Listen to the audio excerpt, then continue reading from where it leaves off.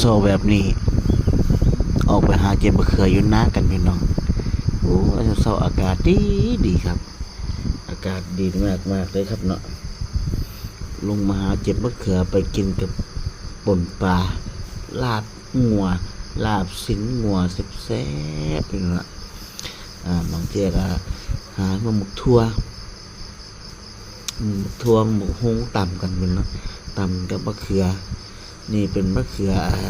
ขึ้นเปาะเพื่อนแซ่บเลยครับละกินเนี่ยกับกรุบกรอบครับแต่ว่าหากผมไม่นำเป็นต้นน้องเขาไม่นำกินกับปนปลากับแซ่บมะเขือขึ้นเปาะเนี่ยมันก็ตำมะทั่วก็ได้กันตำมะฮงก็แซ่บคือกันลาปูลาปลาเนี่ยไม่ขักเลยครับมาครับมาเก็บซอยจัดได้แพงว่ะมาเก็บซอยกันเด้อใครอยากกินนะนี่นะครับอาหารบ้านเฮาปลูกเองกินเองสุขภาพดีทั่วหน้า